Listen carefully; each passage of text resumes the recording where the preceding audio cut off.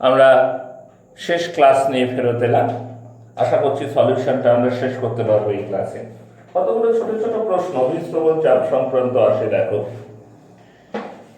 গলায় যখন আমাদের ঠান্ডা লাগে তখন নুন জল দিয়ে গার্গেল করতে বলা হয়। ডাক্তারবাবুরা বলেন নুন জল দিয়ে গার্গেল করুন, একটু রিলিফ পাবেন। কেন? গলায় ঠান্ডা লাগে, কষ্ট হয়, গলা ব্যথা হয়, খুসখুস করে, অস্বস্তি হয়। আসলে গলার এখানে কিছু ছোট ছোট ছোট ছোট কোষ আছে, এখানে জল জমে যায়। জল জমে গিয়ে সেটা একটা অস্বস্তির কারণ হয়ে দাঁড়ায়। এবার গার্গেল করা মানে তুমি জানো, নুন জলটাকে তুমি কিছুক্ষণ গলাতে ধরে রাখছো, ভিতরে চলে যেতে দিচ্ছ না, কারণ নুন জল খেয়ে ফেললে অনেক বিপত্তি হতে পারে। গলাতে ধরে রেখে তারপর তুমি ঠান্ডা হলে ছেড়ে দিচ্ছ। বাই। তা নুন জলের সংস্পর্শ, নুন জলটা যতক্ষণ গলায় থাকছে, নুন জলের কনসেন্ট্রেশন তো বেশি। ওই যে গলার কোষের মধ্যে ওই যে জলগুলো রয়েছে, সেই জলে কনসেন্ট্রেশন কম। এবার কোষের যে গা, সেটা তোমার সেমি পারমেয়াবল মেমব্রেনের মতো কাজ করে। তার ফলে হয় কি, ওই কোষের থেকে জলগুলো অসমোসিসের ক্রিয়ার মাধ্যমে বাইরে বেরিয়ে যায়। অস্বস্তির কারণটা, জল যেটা অস্বস্তির কারণ হয়েছিল, সেটা একবারে হয় না, কয়েকবার করলে আস্তে আস্তে ওটাটাই আমরা রিলিফ পেয়ে যাই। তো এগুলো সব কোশ্চেন করে, কেন গলায় ঠান্ডা লাগলে তোমাকে গার্গেল করতে বলে। তোমাকে দেখবে যাদের খুব প্রেশার আছে, হাই প্রেশার আছে, রক্তচাপ বেশি, তাদের নুন খেতে খুব রেস্ট্রিকশন করে, যে নুন খাবে না। এটা অনেক সময় প্রশ্ন আমাদের বইয়ের পিছনে দেখবে, এরকম প্রচুর প্রশ্ন আছে, সেগুলো পড়বে। হ্যাঁ, খুব ইম্পর্টেন্ট কিন্তু সেগুলো। এবং শুধু ইম্পর্টেন্ট পরীক্ষা পারপাসে বলে না, কোশ্চেনগুলো পড়লে কনসেপশনটা কিছুটা ক্লিয়ার হয়। আমরা যখনই কোনো একটা জিনিস পড়ি, পড়ার মধ্যে দিয়ে কিন্তু আমরা সবটা বুঝি এমন নয়। সেই বিষয়গুলো থেকে যখন সমস্যা সমাধান করতে যাই, যে ফিজিক্সে তোমরা প্রবলেম করো, থিওরি পড়লে তো সব মনে হয় যে কিছুই ব্যাপার না, করে ফেলেছে। তারপর প্রবলেম সলভ করতে গেলে, অঙ্ক করতে গেলে, তখন আমাদের কাছে পরিষ্কার হয় আমরা কতটা বুঝেছি আর কতটা বুঝি। ব্যাখ্যামূলক প্রশ্নের ক্ষেত্রেও তাই, এটা কেন ঘটে, ওটা কেন দেখা যায়, এই প্রশ্নগুলো যখন আমরা সমাধান করি, তখন আমাদের কনসেপচুয়াল বেসটা কতটা ভালো সেটা পরিষ্কার হয়ে যায়। তো তোমাদের যে কোনো বইয়ের শেষে দেখবে এরকম প্রচুর ছোট ছোট ছোট ছোট কোশ্চেন আছে। তোমরা চেষ্টা করবে সেগুলো পড়ার, নিজেরা সলভ করার, না পারলে উত্তর দেওয়া আছে দেখে নেওয়া। এরকমই একটা কমন কোশ্চেন দেখবে, বলবে যে উচ্চ রক্তচাপ আছে এমন রোগীকে কেন নুন খেতে বারণ করা হয়। মানে নুন মানে কি? NaCl। NaCl আবার ইলেকট্রোলাইট, সে আবার ভিতরে গেলে ভেঙে গিয়ে আয়ন তৈরি করবে। মানে তুমি যতটা নুন খাবে, তুমি হয়তো 10 মলিকুল নুন খেয়ে ফেলেছো, সেটা 20 মলিকুলের এফেক্ট দেবে। তাহলে ভিতরে গিয়ে Na+Cl- আয়নে ভেঙে যাবে এবং প্রেশারটা বাড়িয়ে দেবে। হ্যাঁ, রক্তের চাপটা বাড়াতে সাহায্য করবে, অসমোটিক প্রেশারটা বাড়িয়ে দিতে সাহায্য করবে। বুঝতে পেরেছো আমি কি বলতে চাইছি?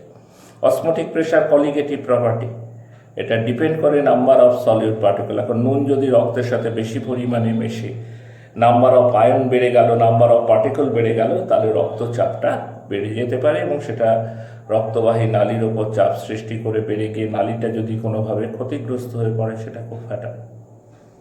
অনেক সময় আমরা স্যালাইন ব্যবহার করি, দেখবে স্যালাইনটা কি?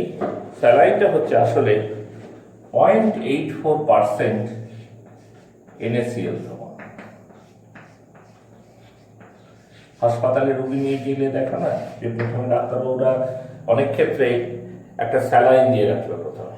হ্যাঁ, অসুস্থ বোধ করছে, নুন জল গেলে শরীরে গরমকালে আমরা অসুস্থ বোধ করি, কারণ নুন বেরিয়ে যায় বলে। হ্যাঁ, Na+K+ এই আয়নগুলো শরীরবৃত্তীয় কাজে বিরাট ভূমিকা আছে এবং হয় 0.84%।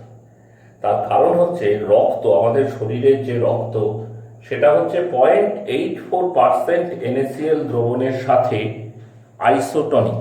আইসোটনিকের বাংলা কি করেছি আমরা? সম অভিস্রাবীয়। ঠিক আছে? এইবার রক্তে যদি আমি এই কনসেন্ট্রেশনের বেশি NaCl দিই, স্যালাইনটা দেয় কোথায়? ছুঁচফুটিয়ে হাতের শিরাতে দেয়।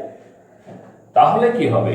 ধরো তুমি 4% বা 5% NaCl সলিউশন দিচ্ছ, এবার শিরার মধ্যে রক্ত এবং NaCl সলিউশন পাশাপাশি চলছে, তাহলে কি হবে? 5% NaCl মানে যথেষ্ট কনসেন্ট্রেটেড, রক্তের চেয়ে অনেক কনসেন্ট্রেটেড।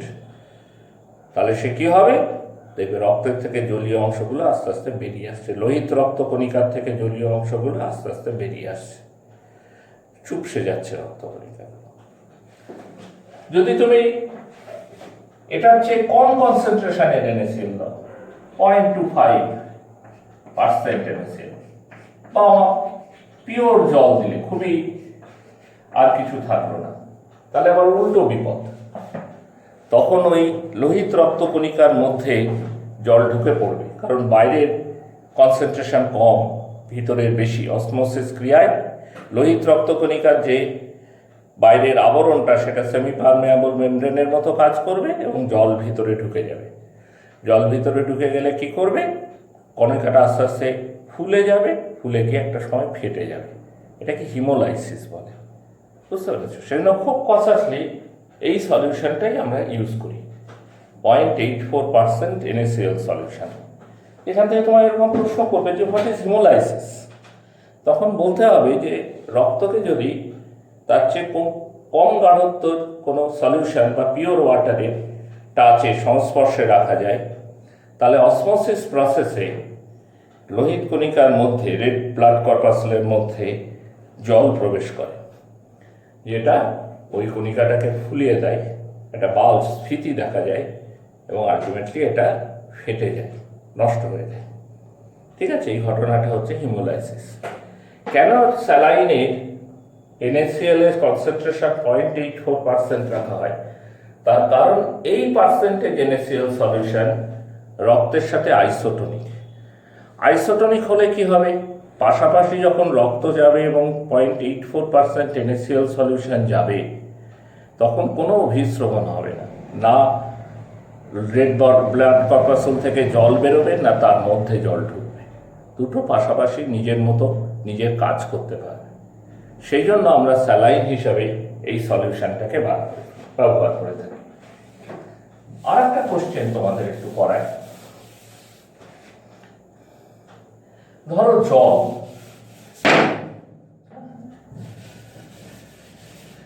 জলের মধ্যে জল কত ডিগ্রিতে ফোটে? 100 ডিগ্রি বয়লিং টেম্পারেচার।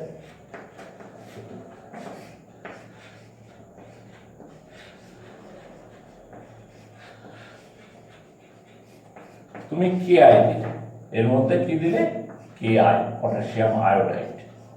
KI আবার জলের মধ্যে গিয়ে ভেঙে K+ আর I- আয়ন তৈরি করে, পটাশিয়াম আয়োডাইড। তাহলে কি হবে? জলের বয়লিং পয়েন্ট বেড়ে যাবে। জল ধরো আর 100 ডিগ্রিতে তো ফুটবে না। KI সলিউশন দিলে KI প্লাস ওয়াটার, এতে ধরো বয়লিং পয়েন্ট দাঁড়ালো 101.5 ডিগ্রি। এইটা ধরো বয়লিং টেম্পারেচার। এরপর তুমি এর মধ্যে HgI2 দিলে, মার্কিউরিক আয়োডাইড, মানে আরো সলিউট যোগ করলে। KI তো ছিলই, তার সঙ্গে আরো সলিউট তুমি বাইরে থেকে যোগ করে দিলে। তাহলে কি হবে? এই ভ্যালুটা আরো বেড়ে যাওয়ার কথা, 101.5 থেকে বেড়ে 102-3 হয়ে যাওয়ার কথা। কিন্তু অদ্ভুতভাবে দেখা যায় যে KI জলে গুললে যদি 101.5-এ ফোটে, তাহলে KI প্লাস জল প্লাস HgI2, এই মিক্সচারটা তোমার 100.5 ডিগ্রিতে ফুটতে থাকে। অর্থাৎ বয়লিং টেম্পারেচার বাড়লো তো নাই, বরং কমে গেল। এরকম তো হওয়ার কথা না। কলিগেটিভ প্রপার্টি তো নাম্বার অফ সলিড পার্টিকেলের উপর ডিপেন্ড করে। তা আমি KI দিয়েছি, বেড়েছে, নিয়ম মেনে, অস্বাভাবিকতা কিছু নেই। HgI2 দিলাম, আরো বাড়া উচিত, বাড়লো তো না, কমে গেল। কেন কমে গেল? যদি ফ্রিজিং পয়েন্ট ভাবো, এটা হয়তো -3 ডিগ্রিতে বরফ হচ্ছিল, HgI2 দিলাম, তাহলে -4 বা -5 ডিপ্রেশন অফ ফ্রিজিং পয়েন্ট আরো বেশি হওয়া উচিত, হয় না। ওটা হয়তো -3 ডিগ্রিতে জমে বরফ হচ্ছিল, দেখবে -2 ডিগ্রিতে জমে বরফ হচ্ছে। ফলে একটা কোশ্চেন আসার সম্ভাবনা, কেন এরকম হয়? নাম্বার অফ সলিড পার্টিকেল বাড়িয়ে দিচ্ছি অথচ বিহেভিয়ারটা ঠিক উল্টো উল্টো রকম হচ্ছে, কেন? আমি সেটা ব্যাখ্যা করি তোমাদের সামনে। কেআই ব্যাপারটা তো তোমরা জানবে। কেআই জলে দিলাম, সলিউশন, বয়েলিং পয়েন্টের এলিভেশন হবে, ফ্রিজিং পয়েন্টের ডিপ্রেশন হবে। কেআই আবার ভেঙে গিয়ে আয়ন তৈরি করে, তাহলে যতটা হিসাবে কেআই দেয়া হচ্ছে তার দ্বিগুণ হিসাবে আয়ন তৈরি হচ্ছে, ন্যাচারালি এফেক্টটাও বেশি হবে।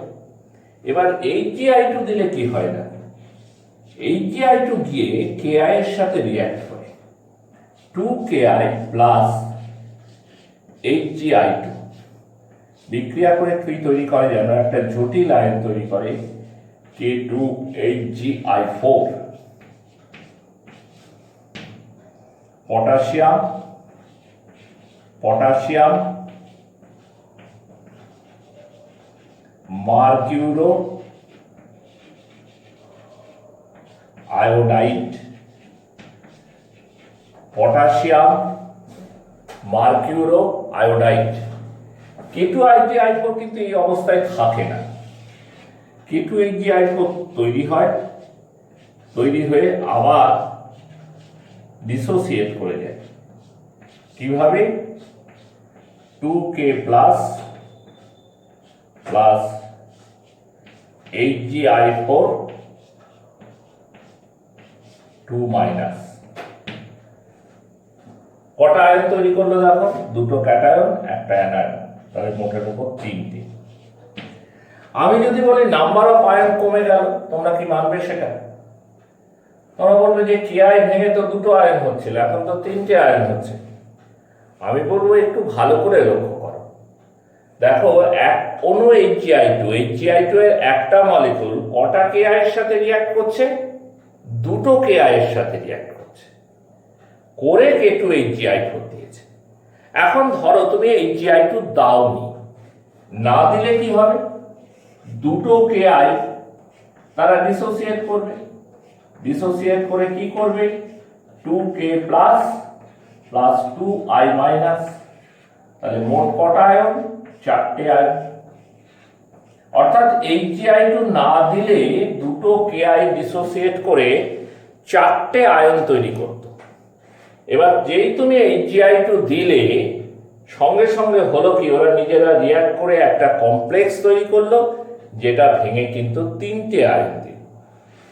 তাহলে HgI2 না দিলে তুমি কেআই থেকে পাচ্ছিলে 4টে আয়ন, কারণ 2 মলিকুল কেআই 4টে আয়ন দিচ্ছিল।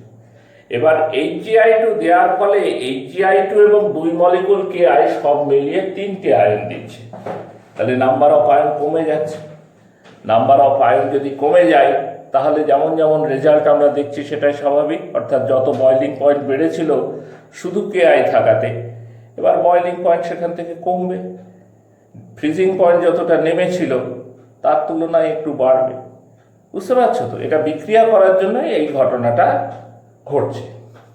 এই জন্য কেআই সলিউশনের মধ্যে HgI2 দিলে পরে হিমাঙ্কের বৃদ্ধি ঘটে, আমরা বলি, মানে ফ্রিজিং পয়েন্ট ইনক্রিজ করে। কিসের তুলনায় ইনক্রিজ করে? কেআই সলিউশনের তুলনায়, জলের তুলনায় নয়। আবার বয়েলিং পয়েন্ট ডিক্রিজ করে, কিসের তুলনায়? কেআই সলিউশনের তুলনায়। ঠিক আছে, এই ধরনের প্রশ্ন বহু বইয়ের পিছনে আছে, সেগুলো দেখে সলভ করবে। আমরা আর একটা অঙ্ক কোষে সলিউশন চ্যাপ্টার থেকে বিদায় নেব, এবং আমার ইচ্ছা আছে এরপরে তোমাদের ইলেকট্রোকেমিস্ট্রি পড়ানোর। ঠিক আছে?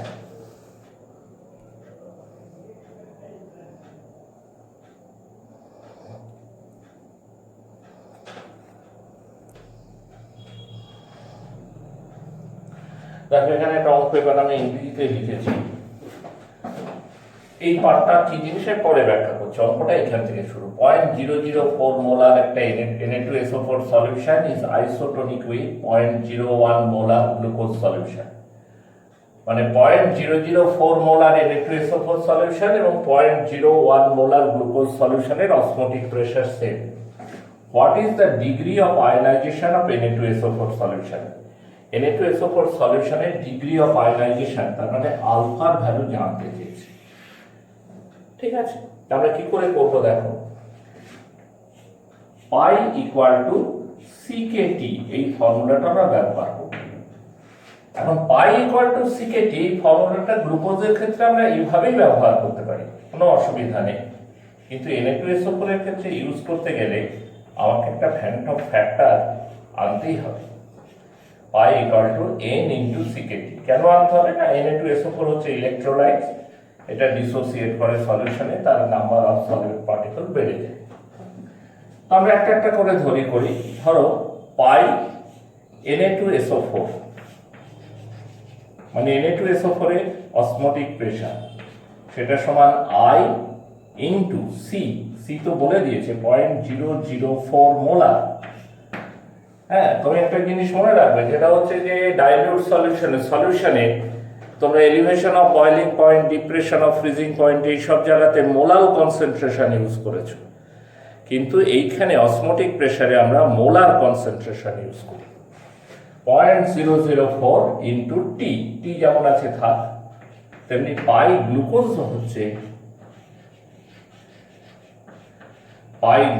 হচ্ছে এখানে তো আর আইটায়ের ব্যাপার নেই, 0.01 ইন্টু টি, এবং অবভিয়াসলি এখানেও কে আছে, সিকেটি। আমি কে বা টি এর মানটা লিখলাম, কারণটা কেটে যাবে শেষ হতে। এখন যেহেতু এরা আইসোটনিক, তাহলে পাই Na2SO4 মানেও যা, পাই Na2SO4 মানে সলিউশনও যা, পাই গ্লুকোজ সলিউশন তাই। তাহলে I into 0.004 into T into K সমান 0.01 ইন্টু টি ইন্টু কে। তাহলে কে টি উভয় দিকে কেটে গেল, তাহলে I হয়ে গেল 0.01 বাই 0.004। ঠিক আছে কিনা? এইটা করলে দেখবে 2.5 বেরোবে I এর মান। Value of I is 2.5। এবার I তো আমাকে বের করতে দেয়নি, আমাকে তো বের করতে দিয়েছে আলফা। তাহলে আলফা কি করে বের করবো? Alpha equal to I minus 1 divided by n minus 1। I তো জেনে গেছি, এবার n এর মানটা জানতে পারলেই হলো। Na2SO4 এর একটা মলিকিউল যদি ভাঙে, তাহলে কতগুলো আয়ন পেতে পারো তুমি? 2Na plus SO4 double minus, তাহলে 3টে আয়ন পেতে পারো, তাই না? তাহলে n এর ভ্যালু অ্যাকচুয়ালি 3। তাহলে alpha equal to 2.5 minus 1 divided by 3 minus 1, তাহলে 1.5 উপরে ডিভাইডেড বাই 2। ঠিক আছে, তার মানে হচ্ছে তোমার 15/20। এটা যদি ভাঙে 5 দিয়ে কাটলে 3/4, 3/4 মানে হচ্ছে 0.75। তার মানে ডিগ্রি অফ আয়নাইজেশন হচ্ছে 75%, মানে Na2SO4 সলিউশনটা দ্রবণে কতটা বিয়োজিত হবে? 75% বিয়োজিত হবে। ঠিক আছে, দেখে নেওয়া আগেও ভালো করে কিভাবে কি অঙ্কটা কষা হলো। ডাইলিউট সলিউশন কারণ ফিজিক্যালের প্রতিটা চ্যাপ্টার, সারফেস কেমিস্ট্রি ছাড়া প্রতিটা চ্যাপ্টার থেকে অঙ্ক থাকবে, আমি বলেছি। কাইনেটিক্সের থাকবে, সলিউশনের থাকবে, এরপর আমার তো ইচ্ছা আছে তড়িৎ রসায়ন পড়াবো, সেখানেও থাকবে। খুব কঠিন অঙ্ক থাকে না অ্যাকচুয়ালি। কেমিস্ট্রির অঙ্ক মানে তো তোমার এরিথমেটিকের অঙ্ক, বেসিক্যালি ফর্মুলা বেসড। হ্যাঁ, তা আমি মুছে ফেললাম জিনিসটা।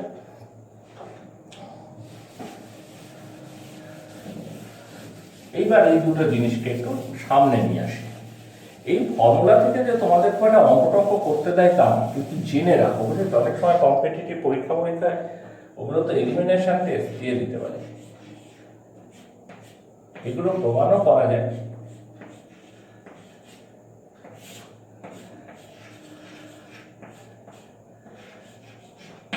এখানে তুমি কেবি কি চিনে গেছো, হ্যাঁ, ছোটনাঙ্ক উন্নয়ন ধ্রুবক, আর হচ্ছে ইউনিভার্সাল গ্যাস কনস্ট্যান্ট, টিবি হচ্ছে boiling temperature of pure liquid, LV হচ্ছে লেটেন্ট হিট অফ ভেপারাইজেশন, বাষ্পীভবনের লিনতা, latent heat of vaporization কার লিকুইডের কোন লিকুইড সলভেন্টের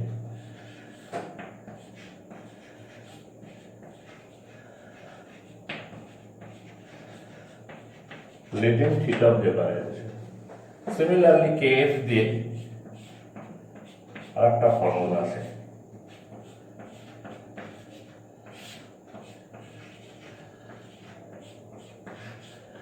এইখানে LF মানে হচ্ছে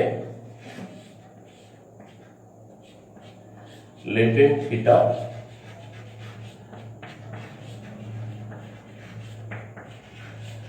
fusion